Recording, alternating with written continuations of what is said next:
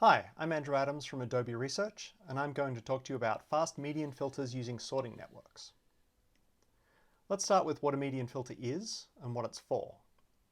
A median filter simply replaces each pixel with the median of its neighbors in some square region. This is a little old-fashioned in the age of deep neural networks, but it's still a commonly used tool by photographers. It shows up in Photoshop in the Filters menu as the median filter and the dust and scratches filter. Unlike an average, a median is not sensitive to extreme values, so photographers use it to remove or isolate outliers, pixels that are very different to their neighbors. It's also used in VFX pipelines, medical imaging, and classical computer vision algorithms. Let's look at a few things that photographers do with median filters. First, removing dust. I wanted a nice picture of this cat statuette, so I cleaned it, set up some lighting, and then I took a photo. But in the time it took me to set up the lighting, fresh dust had already settled. With a 15 by 15 median filter applied to just the dust spots using a mat, we can remove the dust on the cheek. It's also useful for skin smoothing. Here I applied a more aggressive 29 by 29 median filter to a face to de-emphasize moles, freckles, and wrinkles. And any filter that selectively destroys structure can also be used to preserve that structure. This is a crop of a night shot taken by my colleague Florian. He used a 9 by 9 median filter to isolate the stars into their own layer so that he could aggressively denoise the sky with a bandpass filter before compositing the stars back on slightly brightened. For these tasks, median filters are actually fairly slow compared to other filters. Last year, someone asked me if they could be faster. The first thing I did was some benchmarking of existing libraries. This is a graph of median filter performance as a function of kernel size. On the y-axis we have megapixels per second, so higher is faster. Note that it's a log scale, so we're spanning everything from tens of megapixels per second to 100 gigapixels per second. On the x-axis is the filter size, also in log scale. I started by benchmarking Intel performance primitives, and right away I found something odd. It's fairly fast at 3 by 3 and 5 by 5, but then performance goes off a cliff for 7 by 7. The smallest median filter in the example applications I just showed was 9 by 9, so unfortunately in practice we are off the edge of this cliff. I tried benchmarking OpenCV's implementation, and I found something similar. The OpenCV source code references the constant time median filter by Perot and Hébert, and if you benchmark Perot's code directly, you get this orange line. OpenCV uses this algorithm for large median filters, but it does something different for small ones. Reading more closely, we find that both OpenCV and IPP use things called sorting networks for the 3 by 3 and 5 by 5 case. And they cut over to histogram-based methods for larger filters. So to spoil the results, what I found was that you can extend these sorting networks to arbitrary kernel sizes, and on 8-bit images you get better performance than the histogram-based approaches for filters up to size 29 by 29. So for a 7 by 7 filter, my implementation is 24 times faster than IPP. Now histograms scale exponentially with the bit depth of the image because they need one bucket per representable value. Sorting networks scale linearly because you can implement them with just SIMD min and max instructions, and on current processors, these instructions give you a fixed number of bits of output per cycle. So for 16-bit images, I found these sorting networks to be fastest at all kernel sizes. The difference is even more pronounced for 32-bit or floating point images. So what is a sorting network? A sorting network sorts an array using a fixed sequence of swap operations, in which two values at fixed positions in the array are put in the right order. There's no data-dependent branching, which is great because you can use SIMD instructions to the full. Each swap operation is just a vector min instruction and a vector max instruction.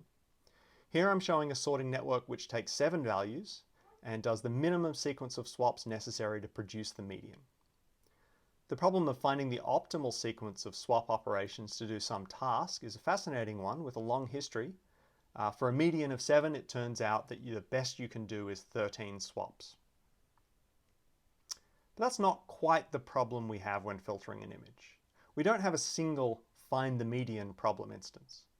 Instead, we have a large number of overlapping find the median problems to solve.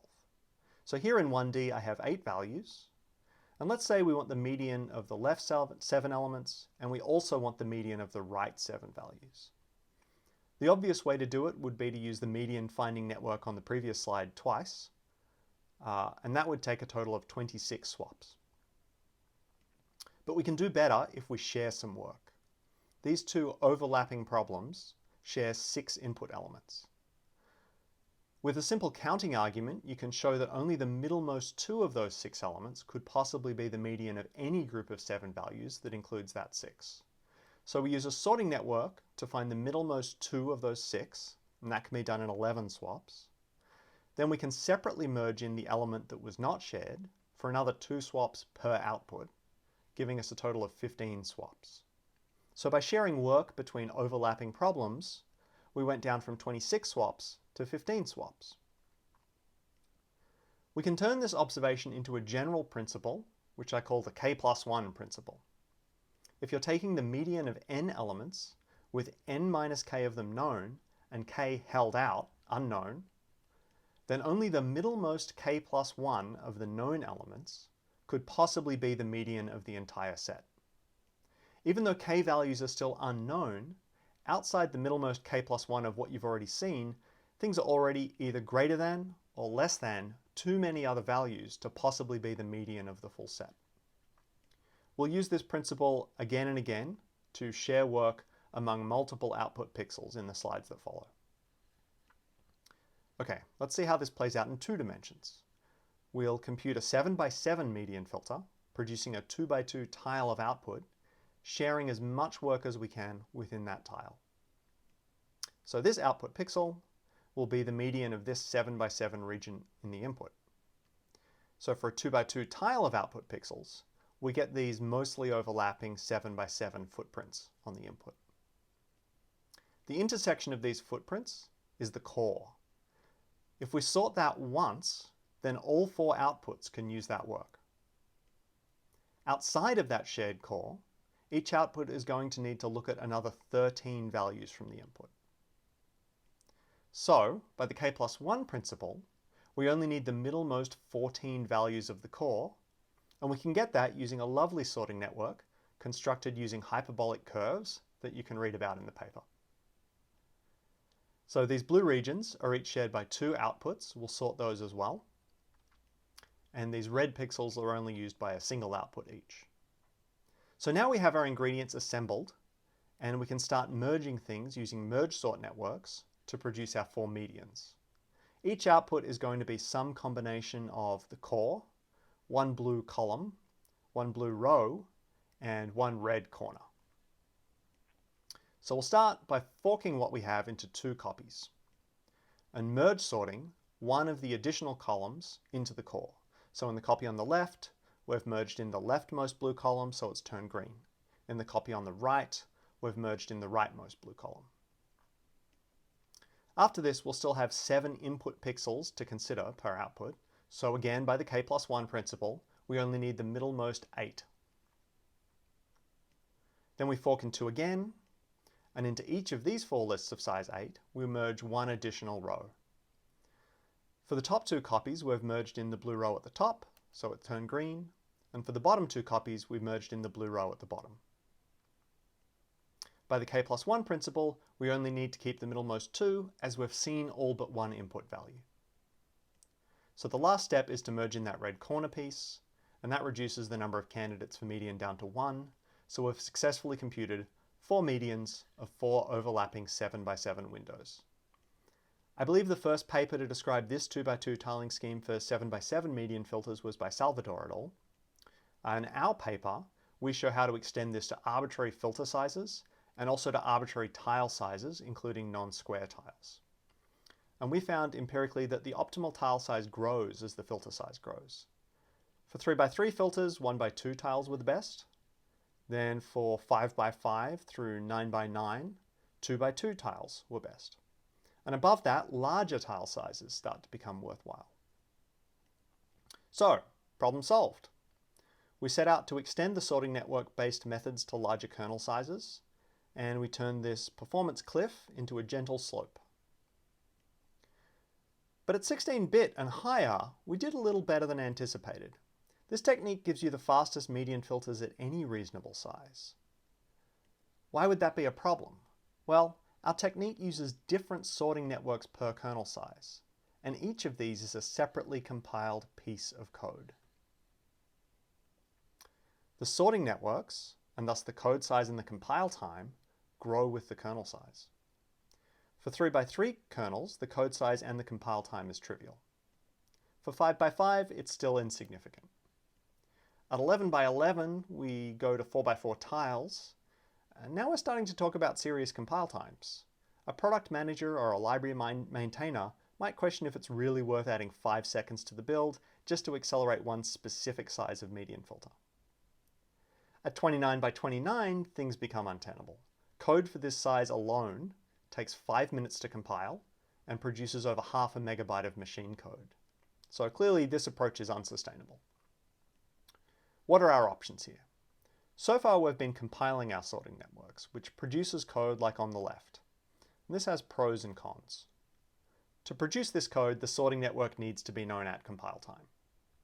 But at runtime, all these values can live in registers, so you get a very pretty inner loop with just min and max instructions in it. So this is quite fast. Another option is generating the network at runtime and then using an interpreter to evaluate the sorting network. This doesn't require a separate piece of code per kernel size, but it does require doing 2 loads and 2 stores per swap operation. And that's quite slow. That's 10 times slower than the compiled version. So the problem is that this sort2 operation, the swap operation, is too cheap. If we're going to load and store a value, we need to do more with it while we have it in registers. So what we want to do is build a sorting network not with sort2 operations, but with coarser-grained primitives. For example, if we load 8 values, sort them entirely, and then store them again, that gets a much better ratio of min or max instructions to load and store instructions. But we don't know how to generate sorting networks that just use these larger primitives. The algorithms in the literature just give you a series of swaps to perform. For example, here's a standard median of 27 network. This is called a pairwise selection network. So we can actually generate a median of 27 network that uses coarser-grained primitives by starting from a median of 7 network and inflating it. We replace each value, so each horizontal line, with a bundle of 4 sorted values.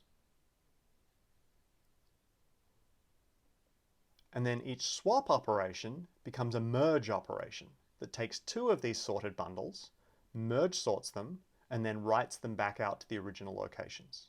And those are these new blue links. We also need to do an initial sort of each bundle in green. And when these occur just before a merge operation, we can collapse that into a single sort8 operation. Finally, we've pruned one line up at the top because 4 times 7 is a little bit larger than we needed. So instead of having our interpreter do a list of sort2 instructions, we'll have it perform a variety of different coarser-grained operations. We found that going up to operations that load and store 12 values was enough to get interpreter overhead down from 10x to 1.5x. If you go much beyond that, you start getting stack spills within the individual instructions. So a limit of 12 values loaded per instruction means that we can inflate our primitive networks by up to a factor of 6. And you can actually see on the graph, there's this little drop in performance where we cut over from compiled to interpreted. Up to size 29x29, we generate the sorting networks at compile time and compile a specialized piece of code for that size. And above 29x29, we generate the sorting network at runtime and execute it using our specialized interpreter. Okay, I could talk for hours about sorting networks, but I'm going to keep this short and end it here. There's a lot of fun stuff in the paper that I didn't cover, including how to construct the primitive sort and merge networks that I used, how to sort that shared region in a way that reuses work across scan lines, how we super optimize our sorting networks after generating them, and how we run this on a GPU. Finally, in the supplemental material for the paper, there's a Halide implementation. So what should you take away from this talk? First, that sorting networks are fascinating objects in their own right. I started this project because someone asked me to make them a faster median filter, but I fell in love with sorting networks. I've spent days sketching different sorting networks and proving various properties of them. Second, that sorting networks are the fastest way to run most median filters. And third, that putting on my compiler's hat and developing a problem-specific instruction set, compiler, and interpreter was a really effective way to attack this problem, and that is certainly a technique that I'll be using again in future. Thanks for your attention.